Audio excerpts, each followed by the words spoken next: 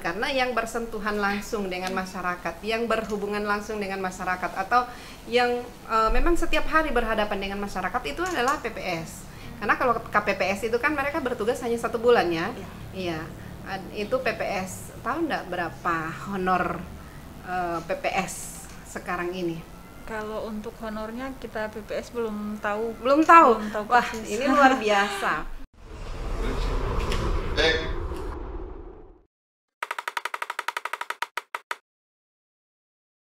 Tahapan pemilihan kepala daerah dan wakil kepala daerah kembali dimulai setelah terhenti karena pandemi COVID-19.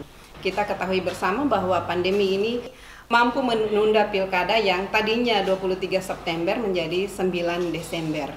Dan banyak aktor yang di belakang pelaksanaan pemilu kada ini demi suksesnya pesta demokrasi, mereka bukan hanya diperhadapkan dengan pandemi COVID-19 tetapi juga dengan bencana-bencana yang lainnya. Mereka adalah para penyelenggara ad hoc di tingkat bawah, PPK maupun PPS.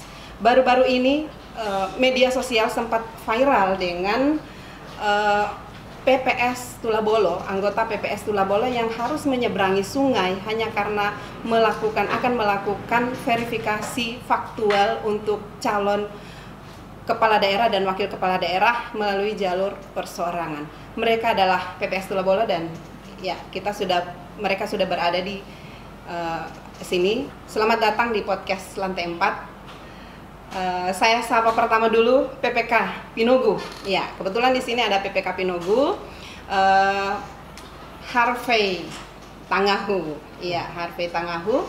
Yang kemudian ada dari PPS Tulabolo. Nah, mereka ini yang membuat yang sempat viral di media sosial kemarin, yang menyeberangi sungai karena ada banjir di Tulabolo dan mereka harus menyeberangi sungai karena memang dalam tahapan pemilihan kepala daerah itu ya ketika kita melanggar tahapan pasti akan menjadi pelanggaran dan itu bisa jadi ya pelanggaran pemilu, sehingga mau tidak mau apapun harus ditempuh untuk demi terlaksananya pesta demokrasi ini atau demi terpenuhinya jadwal tahapan yang sudah ditentukan oleh sesuai dengan PKPU.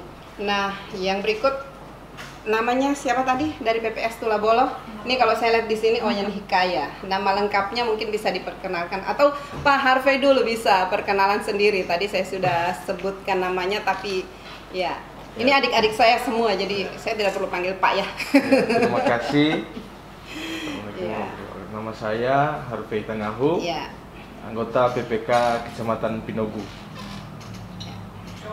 Ya, anggota PPK Kecamatan Pinogu, silahkan dari PPS Tulabolo.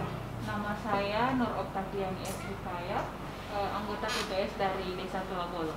Iya, Oktaviani Hikaya, kemudian baik, terima kasih. Perkenalkan, nama saya Amalia Hanasi, anggota PPS Desa Tulabolo. Iya, Amalia, kemudian yang berikut Ibu Sri. Ya. Terima kasih. Nama saya Sri Wahyuni Gaib, Ketua PPS Tulabolo. Iya, jadi ada Adinda Harvey Tangahu, kemudian ada Oktaviani Hikaya, ada Amalia Hanasi, kemudian ada Wahyuni Gaib. Ya, ngomong-ngomong ini pada pakai masker semua, maskernya cantik-cantik lagi. Iya, maaf saya tidak pakai masker karena kita kan sudah cukup jaga jarak. Sebenarnya bisa sih pakai masker tapi agak kurang leluasa untuk ngomong kalau misalnya saya harus pakai masker, tapi bisa juga mana maskernya. Iya, kemarin itu kan sempat viral ya terkait dengan teman-teman ini ketika itu melaksanakan verifikasi faktual untuk calon perseorangan di Tulabolo. Kenapa harus menyeberang? Memang harus itu di desa Tulabolo itu harus lewat sungai ya? Siapa yang menjawab? Yang ketua PPS-nya siapa ini? Oh iya. Di Tulabolo itu ada tiga dusun. Dusun 1, 2, dan 3. Dusun 3 itu kita harus menyeberang di sungai. Oh, jadi untuk dusun 2-nya? Iya, dusun 3. Iya, dusun 3 itu. Kebetulan ada banjir, jadi pas ada banjir jembatannya roboh, jadi harus menyeberangi sungai kalau mau ke Dusun 3. Oh iya betul, waktu itu jembatan roboh. Iya, jembatan itu penghubung antara dusun 2 Penghubung antara dusun 2 dan sama dusun akses 3. mau ke Pinogu. Iya, saya bisa tahu apa namanya motivasinya menjadi anggota PPS, kan sudah tahu bahwa bekerja di sini atau menjadi anggota PPS itu apalagi di Medan yang sangat berat. Kalau yang di daerah perkotaan atau mungkin di ibu kota kecamatan atau apa, atau di Sulawesi atau mana, kan itu masih tidak terlalu berat rintangannya. Sementara kan honornya pasti sama semua ini. Kan tidak ada bedanya antara mereka yang ada di daerah terpencil kemudian dengan di daerah yang di perkotaan, sama honornya. Apa motivasinya sehingga mau menjadi anggota PPS? Hanya terpanggil saja.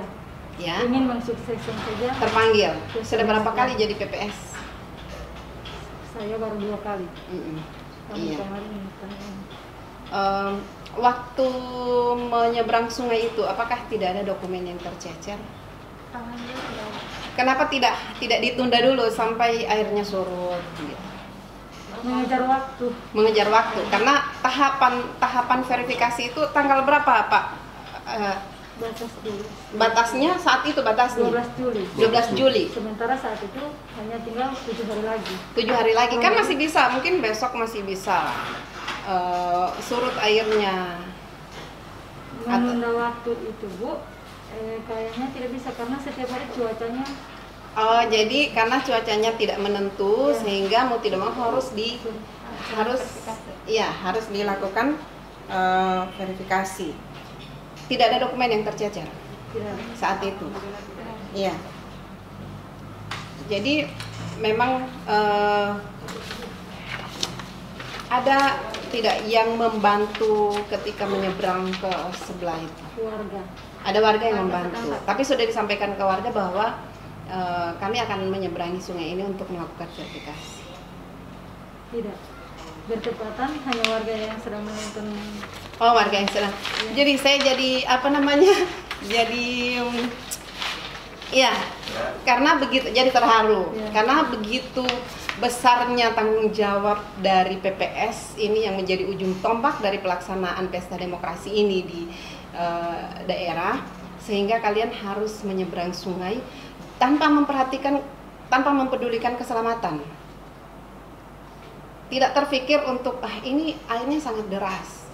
Kalau menurut ukuran kami ketika melihat video itu sangat deras itu deras. 2 hari pasca banjir. 2 hari pasca banjir, iya. Dan saat itu cuaca masih sering hujan-hujanan sehingga kalian membuat keputusan untuk tetap harus menyeberang. Jadi tadi kan disampaikan bahwa tahapan verifikasi faktualnya itu kalau dulu kita istilahnya virtual. Sekarang apa? Verfak atau verfak? Iya. Kalau dulu kita virtual, verifikasi faktual. Itu tepat waktu selesai. Iya, alhamdulillah kemarin sudah rapat rekapitulasi. Sudah rapat rekapitulasi dan sudah selesai. Ada berapa calon perseorangan di sana? Bakal calon baru Bakal calon ya, bakal calon. Dua bakal calon. 2 bakal Untuk calon. desa Tulabolo. Oh, untuk desa Tulabolo. Yang Iya. desa lainnya ada yang cuma 1 bakal calon. Iya. Jadi kemudian ya kita ke PPK ini. Karena saya itu 2006 waktu saya ini juga penyelenggara pemilu dulu. Komisioner. Iya, mantan komisioner 2 periode saya di sana. Tahun 2006 itu saya sempat ke Pinogu.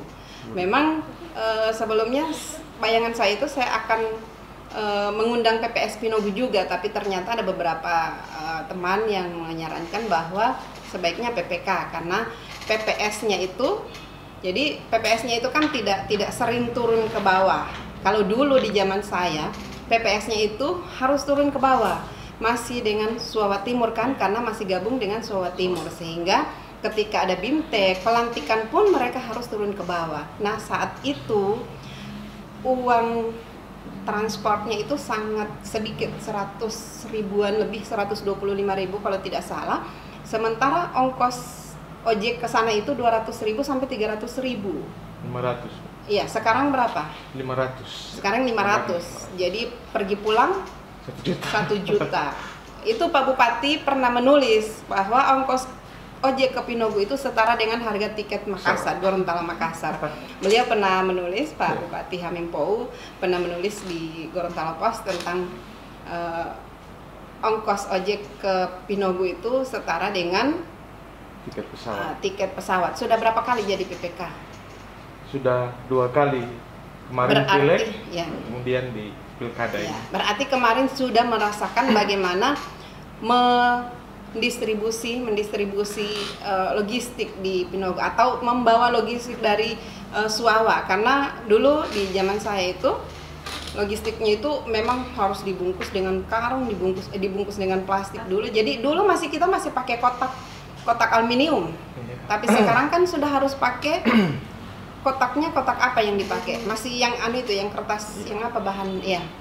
Itu. Jadi seperti apa jadi packingannya biar safety, kemudian apalagi di musim hujan. Iya. Jadi bagaimana ya ketika merasakan kemarin itu bagaimana mendistribusi logistik atau mengambil, kan PPK yang jemput ya, logistiknya di kantor KPU kemudian dibawa ke Pinogu, sementara medannya itu sangat berat. Berapa jam? 12 jam jalan kaki. Iya. Kalau ojek masih 4 jam atau?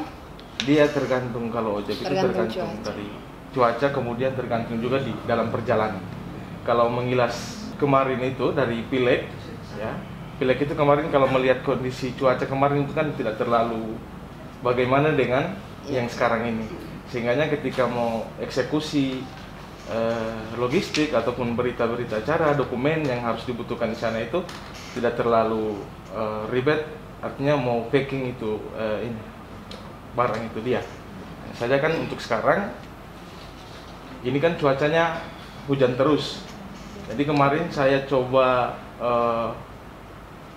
muat APD dari PPDP Kecamatan Pinogu, itu luar biasa perjuangannya. Start dari sini kemarin itu sekitaran jam, ini pengaruh karena hujan, sekitaran jam 1, karena setengah 1 saya itu masih di KPU menunggu dokumen yang harus dibawa ke Kecamatan Pinogu, sehingganya terhalang dengan hujan. Kemudian sampai di Kecamatan Pinogu itu jam 5 pagi, ya, jam 5 pagi. Itu dari karena jam berapa? Jam berapa? setengah 1 kemarin saya di kantor KPU menunggu dokumentasi yang harus dibawa ke Kecamatan Pinogu. Kemudian start dari Tulabolo itu dia sekitaran setengah 3 lah, iya setengah 3.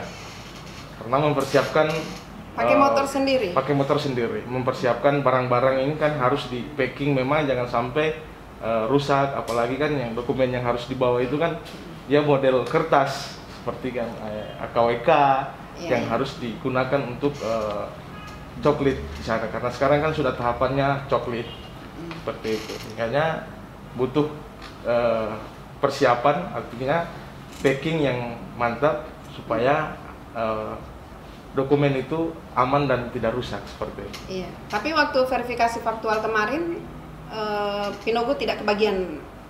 Kemarin dukungan. Ada dukungan tidak? Kemarin itu Pinogu memang belum ada sama sekali. Belum ada, tidak ada pendukung dukungan. Ya, dukungan perseorangan. Jadi yang sekarang ini berarti ada penambahan beban kerja ya. Walaupun itu mungkin tidak dianggap sebagai beban, tapi itu ada penambahan beban kerja yang sebelumnya logistik yang sering diantar itu atau dijemput itu hanya peralatan untuk mencoblos, ya nanti saat atau mungkin formulir-formulir, tapi sekarang sudah ditambah dengan APD. Iya, dulu itu kan transport ke Pinogu itu di zaman saya itu memang dinaikkan waktu itu. Kita mengusulkan untuk kenaikan transport logistik. Iya, sekarang ya semoga sekarang makin naik lagi, apalagi honornya kalau dulu honornya PPK itu kalau tidak salah 500.000. Jadi kecil sebenarnya honor yang diterima oleh teman-teman penyelenggara ad hoc, tetapi tanggung jawabnya sangat besar. Itu. Jadi waktu memuat APD kemarin itu ada kendala tidak? Iya, ada kendala. Iya, kendalanya. Kemarin itu karena memang hujan, sehingganya kami terhalang dengan jalan longsor putus. Jadi kami dengan teman-teman itu berusaha bagaimana supaya bisa selamat dari jalan yang longsor ini. Nah, alternatif yang kami gunakan itu pertama, kami bongkar dulu muatan, kami antar satu persatu ke sebelah. Ya, ini kan titik longsor. Kemudian terakhir yang kami selamatkan itu motor. Seperti itu. Itu yang menjadi. Kemudian yang kedua, hujan. Ya. Hujan yang tidak mau berhenti itu yang memang, artinya kalau masih dijedah dengan cuaca kering juga tidak masalah. Ini kan kalau sudah siang malam hujan, yang menjadi khawatirnya kami itu seperti itu. Persoalan jalan dengan alat-alat atau dokumentasi yang kami bawa di sana itu, berita acara apa semua itu yang berbentuk kertas. Ketika menghadapi tantangan seperti itu atau medan yang sangat berat seperti itu, pernah terpikir nggak ada penyesalan, wah kenapa saya harus masuk PPK ini, pekerjaan saya sangat menyita tenaga, kemudian bahkan mengancam keselamatan, mengancam nyawa saya. Ada nggak terbersit ada penyesalan sedikit pun misalnya? Kalau saya secara pribadi, bentuk penyesalan itu tidak ada. Atau karena sudah biasa. Memang orang Pinogu asli kan. Karena saya suka juga kerja dengan penuh tantangan. Artinya kan kalau dengan penuh tantangan itu yang luar biasa. Artinya kan terbukti bahwa ini kerja. Kemudian bagaimana kita harus menyelamatkan demokrasi yang ada di Bone Bolango terkait dengan pemilihan kepala daerah ini, seperti itu. Tapi benar tidak, ini entah mitos atau apa, katanya kalau ada orang baru yang ke Pinogu itu pasti hujan di sana. Ya, saya juga kalau mau jelaskan soal itu, tapi memang seperti itu terjadi. Kalau karena ada orang, saya kalau sempat ada, mengalami itu waktu saya ke sana, nyampe di Pinogu. Padahal kan di sana rata, jalannya bagus. Sampai di sana hujan, mulai hujan rintik-rintik, dan ada yang bilang, oh iya ada orang baru. Saya tanya kenapa? Karena memang begitu, kalau di sini kalau ada orang baru pasti hujan. Percaya tidak percaya, tapi memang terjadi ya. Seperti itu. Atau ada cerita-cerita dari orang-orang tua dulu seperti apa itu? Ya cuma itu, kalau Cuma biasanya begitu, kalau ada pendatang tidak ada yang bisa membuktikan secara kali ilmiah. pertama muncul di Pinogu, nah itu disambut dengan alam yang artinya hujan, angin, dan itu terjadi. Dan itu saya terjadi. Lihat, Di musim hujan ini kan kalau misalnya cuacanya bagus itu rata-rata berapa jam perjalanan kalau jalan kaki, kemudian berapa jam naik ojek. Tapi kalau di musim hujan itu ketambahan berapa jam dia waktunya? Itu tergantung kalau untuk ojek itu. Dia kalau musim hujan itu biasanya terhalang dengan motor travel rusak. Ada bawa itu setiap mau datang di kantor KPU atau mau pulang itu ada bawa parang atau lilang atau apa? Artinya persiapan jaga-jaga.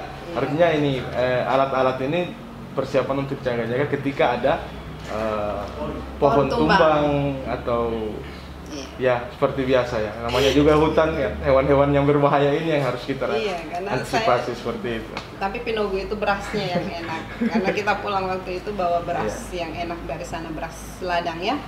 Ya, kemudian kita kembali ke ini ibu-ibu cantik ini dari Tulabolo. Waktu verifikasi faktual kemarin ada berapa banyak yang diverifikasi di sana? 151 orang. Itu semua diverifikasi atau hanya sampai? Hanya yang keluar dari bakal calon perseorangan. Maksudnya? Hanya yang keluar dari data KPU. Iya, maksudnya jadi 100 berapa? 151 orang itu yang diverifikasi dan semua bisa ditemui. Ya. Ditemui semua. Iya. Kalau yang di Verfak semua sudah di Verfak, cuman ada sekitar 11 orang yang tidak dapat ditemui dengan alasan ada yang ditambang, ada yang ojek. Kan waktu untuk verifikasi faktual itu kan kurang lebih 2 minggu. Jadi dalam 2 minggu itu ada sekitar 11 orang yang kami tidak dapat ditemui. Iya, ada 11 orang yang tidak ditemui, tapi didatangi rumahnya, rumahnya didatangi. Ya, tapi tidak dapat ditemui. Iya, kan ada berita acaranya itu. Iya.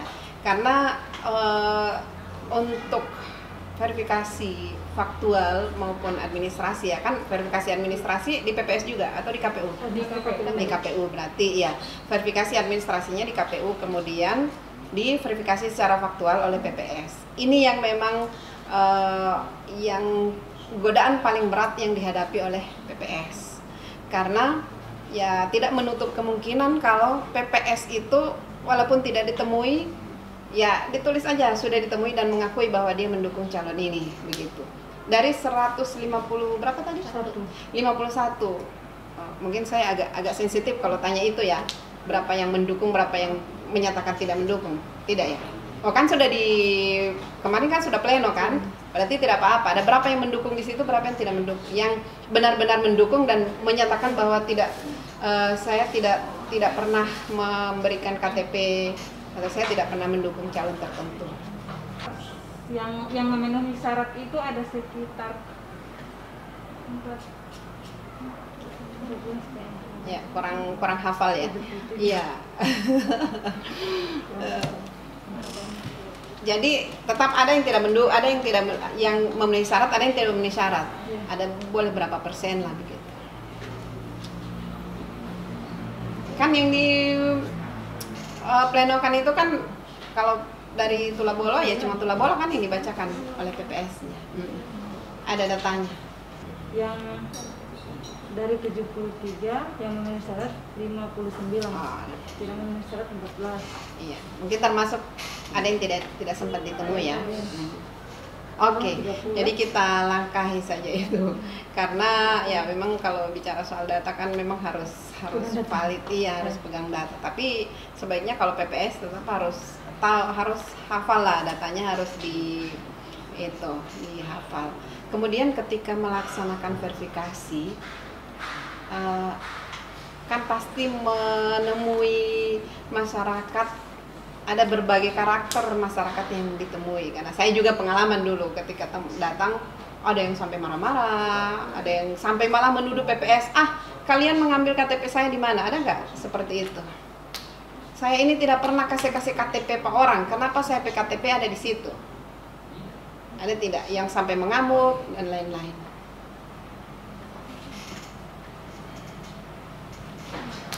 Tidak ada.